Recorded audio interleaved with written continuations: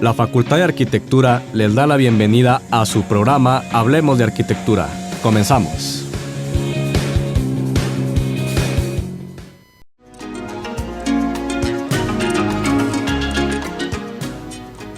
Hola, buenas tardes, bienvenidos a su programa Hablemos de Arquitectura. Yo soy Alejandro Ramos, los invito a que sigan sintonizando el 104.1 FM Radio Universidad y que también nos busquen en nuestras páginas de Facebook Hablemos de Arquitectura y Difusión FARC. Hoy vamos a hablar del Infonavit, qué es lo que hace, cuáles son los tipos de créditos que da, las nuevas disposiciones que han traído, y para ello tenemos de invitado al licenciado Gustavo Díaz. Bienvenido. Hola, ¿qué tal, arquitecto? Muchas gracias por la invitación y saludos a todo tu auditorio. Muy bien. El licenciado Gustavo es el coordinador, el representante en el estado del Infonavit, lo que antes conocíamos como los delegados, ahorita son representantes. Gustavo, ¿qué es el Infonavit? Hay confusión a veces, hay gente que una de las mayores dudas es que se cree que Infonavit construye casas, pero ¿qué es el Infonavit?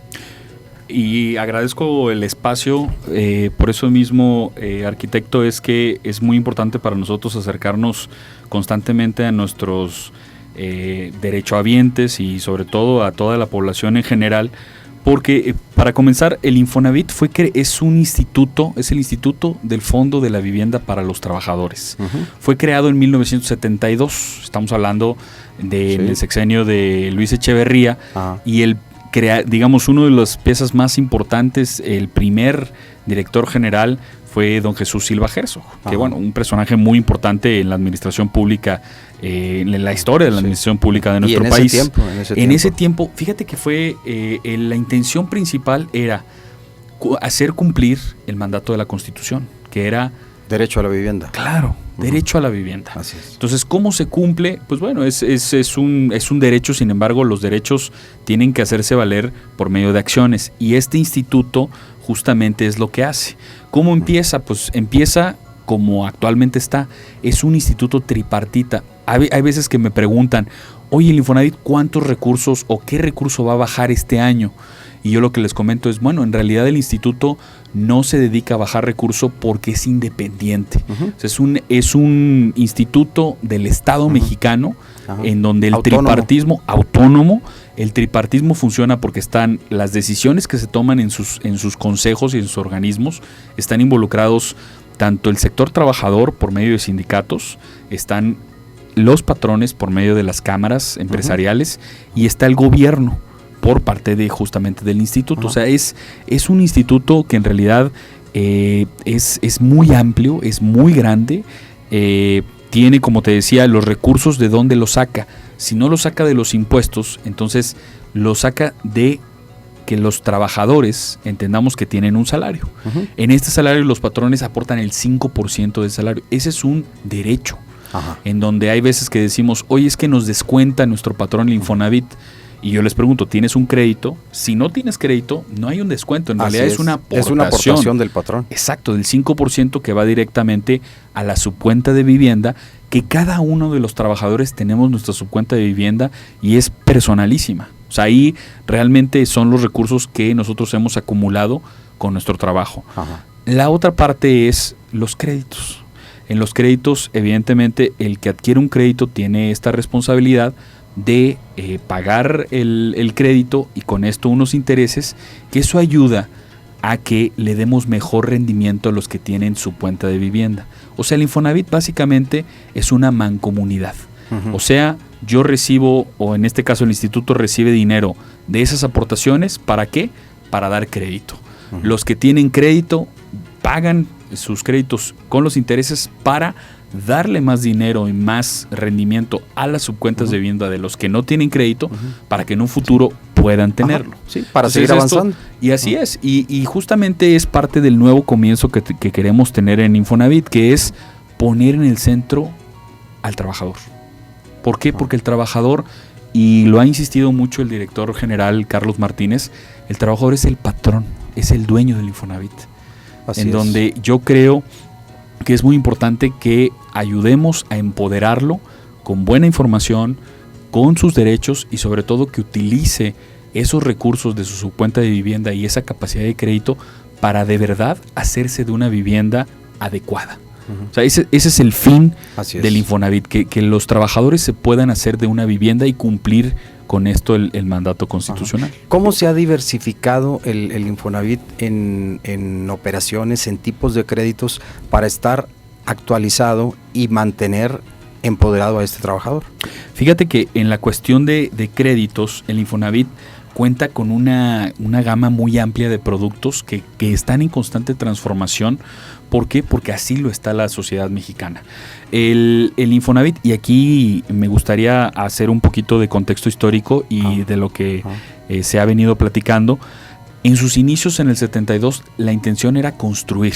Y el Infonavit construía, claro, Sí, construyó lo que se le conoce como línea 1. Cuando uno habla de línea 1, son todas estas casas que el Infonavit construía.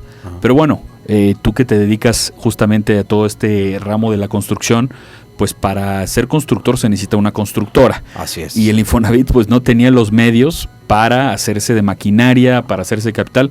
Hacía en ciertas medidas licitaciones, u otros construían por el instituto, porque en sí el instituto no tenía esa capacidad. Ya para los años 90 se abandona completamente esa parte de construcción. Sí, por eso era muy complicado. Claro. Tener la responsabilidad cuando el que ejecutó fue otro, pues es muy disparejo.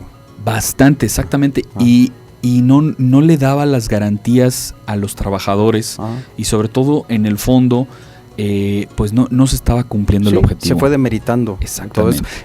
Durante muchísimos años hubo 4 líneas de crédito. Así es. Luego, ¿cuáles eran estas 4 líneas de crédito y cómo ahora, en qué ha acabado toda esta diversificación? Bueno, en sí línea 1 pues ya no existe, porque ya la línea 1 eran las casas que construía el Infonavit. Me refiero a que ahí están las casas, ahí están construidas, ahí hay personas viviendo, pero ya el Infonavit no se dedica a construir. Así es. Ahora, ¿qué nos dedicamos? Fíjate que ahí me gustaría hablar también, como te decía, del contexto. En la política de vivienda que se dio a partir del año 2000, una política de vivienda fallida. ¿Y por qué le llamamos fallida? Porque fue una política expansionista, una política que el incentivo estaba en construir y sobre todo en poner casas, no importando dónde.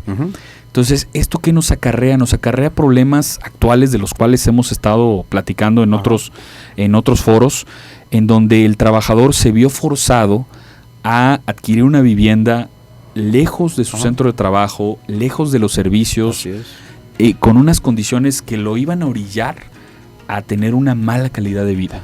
Entonces, o abandonarla finalmente. Claro, abandonarla, que es un problema latente en todo el país. Y por eso mismo es que yo hablo de este nuevo comienzo Infonavit, porque como te mencionaba, aparte de poner al trabajador en el centro, nosotros como Infonavit no nos podemos permitir que aceptar, digámoslo así, o proporcionar este crédito en viviendas que no son adecuadas. Esa es una de las tareas. Y sabiendo de las consecuencias. Claro, en donde nos han puesto muchísimo énfasis en que acompañemos al trabajador a que tome la mejor decisión. El trabajador tiene derecho al crédito, tiene derecho a decidir, pero sobre todo hacerle ver que este proceso de, digámoslo así, de construir una política nacional de vivienda, que no lo hacemos solo, lo estamos haciendo con CONAVI, lo estamos haciendo con SEDATU, lo estamos haciendo con constructores, con sociedad civil, con municipios, con gobierno, porque la vivienda, arquitecto, no se puede ver como un ente aparte.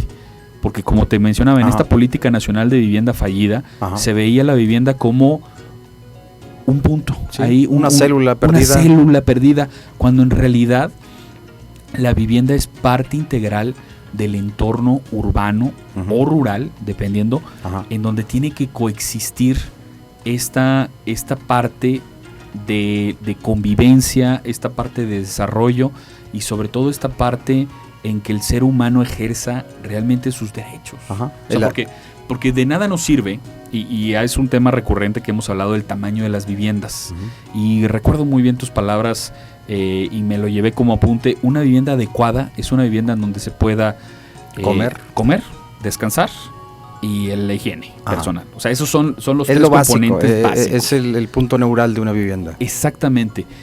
Que si bien la demanda ciudadana es más metros de construcción, y lo entendemos perfectamente, no nos podemos dejar llevar porque los metros de construcción sean la solución. En sí, la solución tiene que ser muchísimo más integral, y por eso es lo que te comentaba de este nuevo inicio en el Infonavit, en donde tenemos que estar muchísimo más comprometidos con los trabajadores para que tengan la mejor decisión, sobre todo también para que sus créditos pues sean pagables. O sea, sus créditos en realidad se ajusten a la realidad salarial y a la necesidad que tienen en su familia o en su entorno personal. Las familias de 1972 a la fecha han cambiado mucho. Así es. O sea, ya hay entornos nucleares con familias tradicionales, que si los hermanos viven juntos o abuelo y nietos.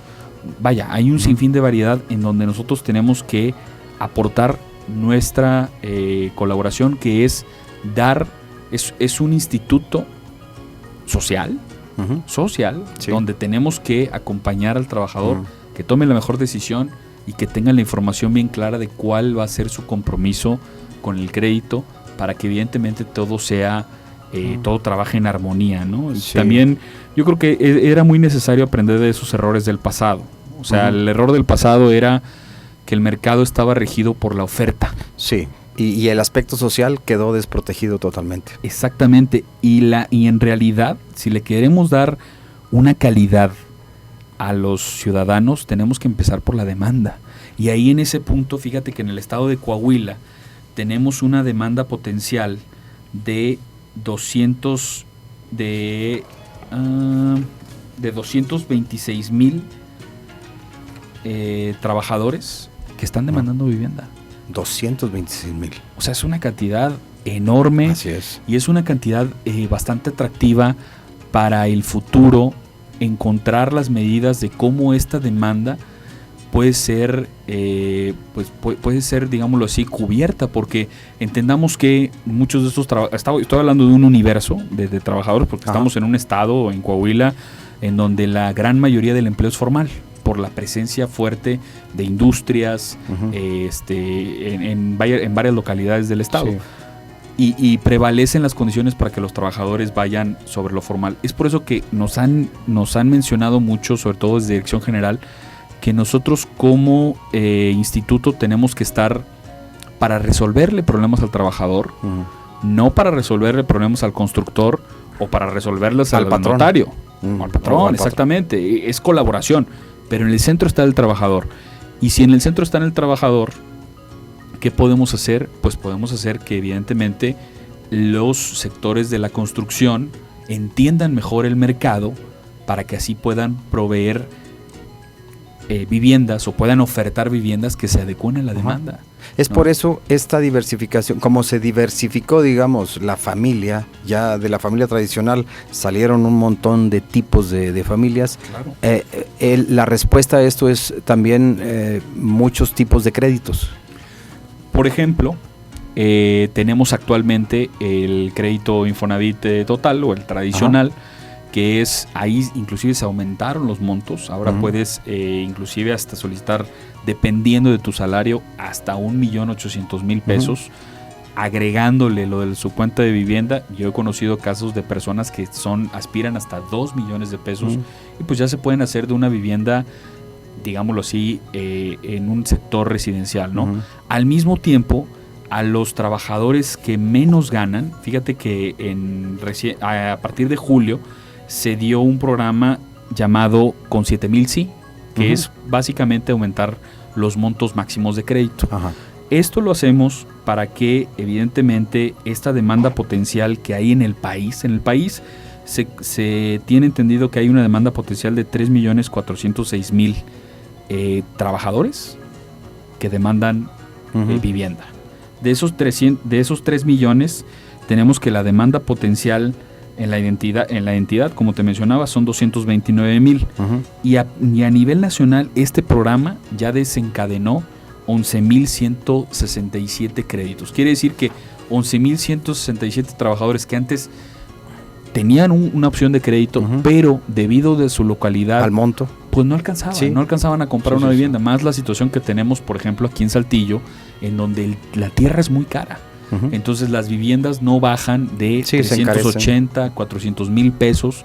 Estamos hablando de la vivienda más económica, que es un punto también que me gustaría aclarar. Hay veces que decimos, oye, la casa de interés social.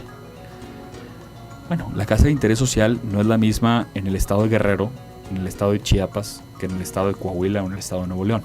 A ver, veamos esa diferencia. Es un tema bastante interesante. Fíjate que aquí en el estado de Coahuila es prácticamente nula la posibilidad de encontrar una vivienda con un valor inferior a los 230 mil pesos.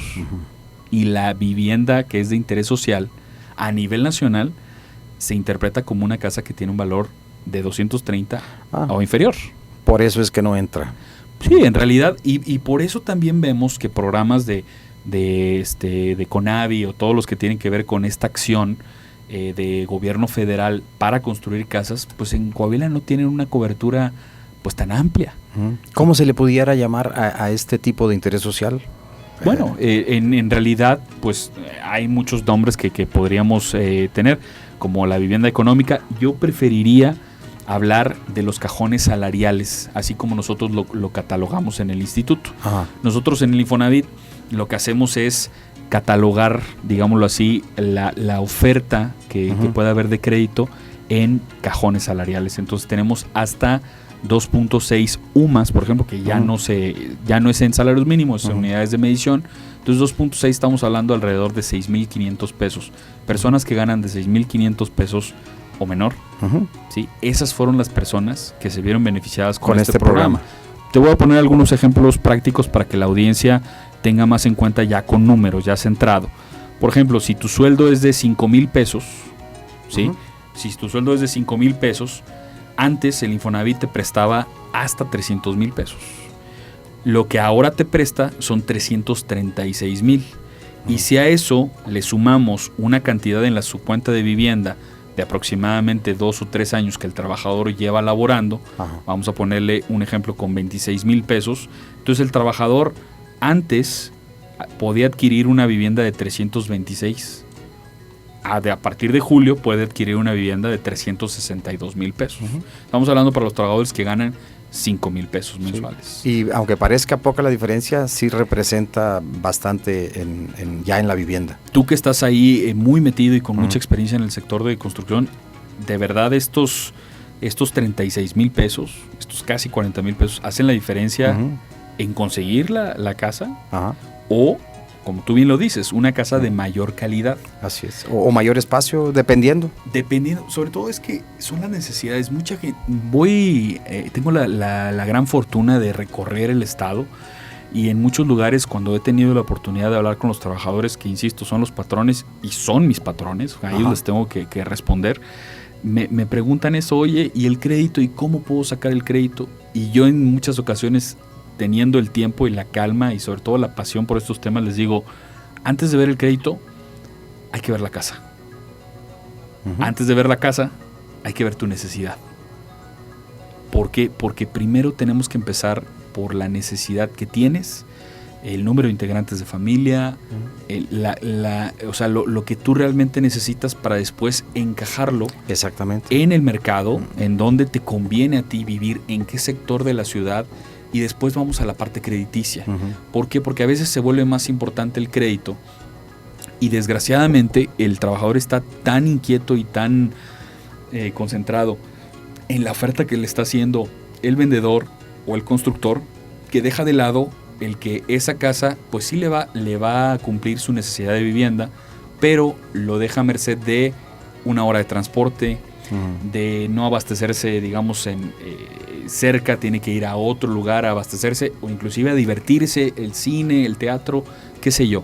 Muchas veces hay más urgencia de crédito y lo que buscamos de verdad es que el trabajador, primero que nada, tenga las herramientas para cumplir sus necesidades, porque era una de las cosas que creo que hemos platicado con anterioridad, arquitecto.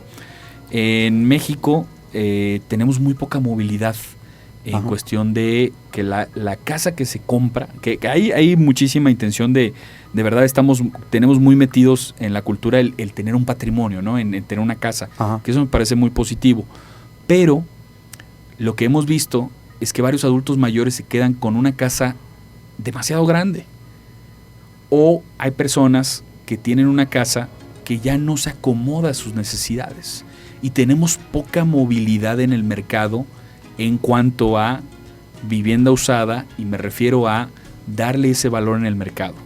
O sea, las etapas que también tiene uno como ser humano, ¿no? Uh-huh. O sea, bueno, a lo mejor algunos si deciden tener una familia y reproducirse, pues bueno, ya las necesidades de espacio aumentan. Van cambiando. Y en algún momento se reducen. ¿Por qué? Uh-huh. Porque los hijos salen, se van, y buscan otras alternativas o crean otra familia, y es ahí donde vemos también la posibilidad de que la densificación tiene que ser una medida que se tiene que adoptar de manera cultural y que todos tenemos que ir favoreciendo. Porque fíjate que me tocó ir a un taller regional promocionado por la SEDATU, en donde había varias autoridades de vivienda de toda la región noreste. Uh-huh. Y me quedo con un comentario que me llamó mucho la atención. Decían, herencia es $1 millón, no es una casa que se tenga que partir en 4. Uh-huh. Y es que en realidad es muchísimo más factible saber sacarle provecho a los bienes raíces en ese sentido. ¿Para qué? Para tener una mejor calidad de vida. Y aquí aprovecho para decirte que el Infonavit es para todos los trabajadores. Hay veces que tenemos mucho en la mente en que el Infonavit solo funciona para aquellos que no les presta el banco. Uh-huh. Y por lo general son todos aquellos que tienen menores ingresos o que tienen una situación en buró de crédito. Así, pero ¿y qué pasa con todos los que tienen un buen sueldo, digamos? Por ejemplo, que claro. por años permanecieron y justamente, ¿sabes qué? Es que no, o sea, tengo derecho a un crédito de 400 o de 500 mil pesos máximo, pero yo busco una casa de $1.5 millones, entonces, y no había. Esto que comentas me recuerda un montón de dolores de cabeza y de errores de gente, esto de decir, ¿cuál es la vivienda que yo necesito y qué va a pasar con ella después? ¿Se va a convertir en patrimonio, en herencia? Porque antes, como había créditos muy limitados, Uh-huh. había muchísima gente que decía, bueno, ya tengo los puntos, ya tengo el crédito, tengo que usar tengo que usar el crédito, y compraban una casa donde fuera, que al cabo la rento, y luego esto se convertía en un dolor de cabeza, perdían la casa y demás, porque se forzaba nada más a usar X tipo de crédito y no había quien me dijera, a ver, ¿qué es lo que necesitas? Para ver qué es lo que te puedo brindar y te puedo ofrecer. Qué bueno que ahora se esté manejando un poquito más este aspecto que sí estaba muy desprotegido. No podría estar más de acuerdo contigo, arquitecto. De verdad es una labor que necesitamos ejercitar. Ayer, por ejemplo, se me acercó un derechohabiente y me dijo, oye, es que el saldo en mi subcuenta es mayor a lo que yo le debo a un banco. O sea, yo le pedí a un banco un préstamo, ya voy avanzado, y por decirte, al banco le debo 100 mil pesos. Uh-huh. Pero yo en mi subcuenta de vivienda tengo 180 mil pesos. ¿Qué puedo hacer? Claro que se puede hacer algo. Por ejemplo, con esos casos en específico que no han tenido un crédito Infonavit, Uh-huh. lo que tienes en tu subcuenta de vivienda puede servir para pagar los pasivos hipotecarios. Y pocas personas lo saben, Sí, en realidad. O sea, así es. el banco te puede dar muy buenos elementos, y el banco inclusive funciona como un aliado ante el Infonavit en los créditos que se llaman Cofinavit, que son los cofinanciamientos, que sacas provecho de lo que tienes en la subcuenta de vivienda. Infonavit te presta una parte y el banco te presta otra. Uh-huh. Entonces, este caso que te estoy comentando, él ya va a terminar su deuda hipotecaria. ¿Por qué? Por su trabajo. O sea, por la cantidad de años que lleva y por el saldo en la subcuenta que ha ido acumulando. Así y es. eso le va a liberar una carga financiera en su familia y le va a dar mejores posibilidades para su familia. Ajá. ¿Qué es lo que buscamos a final de cuentas? Sí, o sea, es todo el entorno, es cómo mejoramos las condiciones de los trabajadores. Ajá, es un gran beneficio.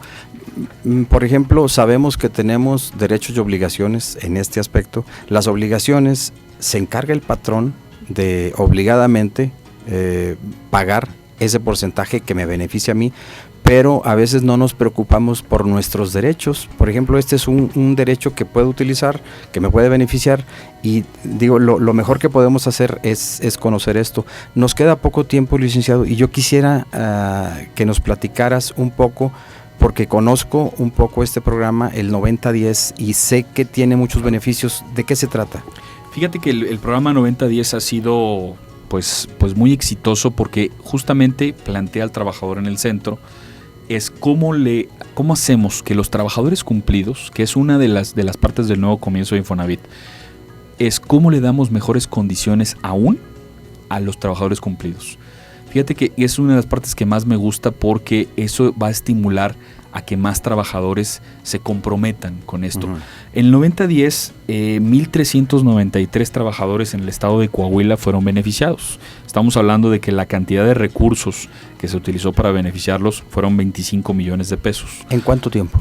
¿En cuánto tiempo? Este programa lo que aplicó fue que a partir del 31 de julio, todos los trabajadores que tuvieran al menos el 90% del saldo de su deuda cubierto, se les iba a condonar el 10%. Hubo trabajadores que tenían el 90%, se les condonó el 10%. Hubo trabajadores del 95%, se les condonó el 5%. Digamos, era la última parte de su crédito. Eran trabajadores que cumplían sobre todo con requisitos de tener al menos un crédito de 5 años, que eran trabajadores que eran cumplidos, o sea, que se habían mantenido en el mercado formal y que estaban constantes en sus pagos. Es un premio a quien se porta bien, digamos. Es un premio al cumplido, es un premio al formal. Ajá, ¿no? y es muy bueno, 10%, que es Claro. lo que pasa que ser. No, estamos hablando de que en promedio estábamos hablando de entre 15, 20 mil pesos de descuentos cada uno de los trabajadores, pues de alguna manera vino a alivianar mucho esa carga, ¿no? Esa carga financiera, y sobre todo yo me di a la tarea de ir a varias empresas con los trabajadores y pues lo agradecían. ¿Por qué? Porque no es tanto que sea una confianza en el instituto, es una confianza hacia la cultura de pago, que necesitamos muchísimo en este país, de cómo hacemos que el que cumple tenga estos estímulos para seguir cumpliendo. Porque hay veces que tenemos estas partes en donde el que no cumple tiene más estímulos. Que fíjate que ahí me gustaría hablarte de que para llegar a este 90-10, que es un programa muy importante, te decía 1,393, a nivel nacional 31,000 trabajadores. La siguiente etapa se viene en noviembre. En noviembre habrá otros 10,000 trabajadores. O sea, en total a nivel nacional, 41,000 trabajadores para el mes de noviembre habrán tenido este beneficio del 90-10. En el estado de Coahuila llevamos 1,393. Estamos a la expectativa de que tengamos más trabajadores de esta última etapa de 10,000. Pero déjame comentarte algo que a mí me interesa mucho que tu auditorio lo sepa, del nuevo modelo de cobranza social. Anterior, y es uno de los dolores, digámoslo así, de lo que tiene que ver con el Infonavit, pero este nuevo modelo de cobranza social, para ser breves, se hizo todo un análisis para darle mayores estímulos a los despachos, que son agencias de soluciones, para que les ayuden a los trabajadores al cómo sí pueden pagar su crédito, al cómo darles opciones. ¿Para qué? Para que evidentemente los procesos sean mucho más económicos para los trabajadores y para el instituto, que estos trabajadores se regularicen, y sobre todo algo que nos interesa mucho en Infonavit, que las familias que tienen un crédito mantengan su casa. Muy bien, pues te agradezco mucho, Gustavo, se nos acabó el tiempo. Yo quisiera que en menos de medio minuto le des una recomendación a la comunidad en general, a los trabajadores, pero sobre todo a los universitarios, a los jóvenes. Jóvenes, de verdad, a mí me da mucha ilusión hablar con ustedes. Yo he estado cerca de la academia, fui mucho tiempo profesor. Creo que lo más importante es saber entender cómo funcionan nuestras instituciones, cómo podemos sacar provecho de ellas y sobre todo cómo nos podemos involucrar. A mí me gustaría mucho que si tú tienes algunos estudiantes interesados en saber más del Infonavit, se acerquen directamente a la delegación. Claro. También tenemos un acceso a biblioteca, tenemos muchísimo material que les pueden ayudar a ellos en sus investigaciones, y también podríamos organizar por ahí una jornada universitaria para que se acerquen. Yo lo que les recomendaría es jóvenes que ya están trabajando, fíjense muy bien si su patrón está haciendo las aportaciones, porque todos tenemos este derecho. Y también les pido que en mi cuenta Infonavit, que la pueden encontrar ahí en nuestra página de internet, infonavit.org.mx, se den de alta. Ahí van a saber exactamente si su patrón aporta o no aporta y cuánto pueden sacar de crédito. Muy bien, pues muchas gracias nuevamente, Gustavo. Nos extendimos un poco de tiempo, pero vale la pena el tema. A quienes nos escuchan, los invito a que sigan sintonizando el 104.1 FM Radio Universidad, y a todos también los invito a que nos busquen en nuestras páginas de Facebook, Hablemos de Arquitectura y Difusión FARC. Ahí pueden encontrar este programa y todos los anteriores. Hasta pronto y que tengan buena tarde.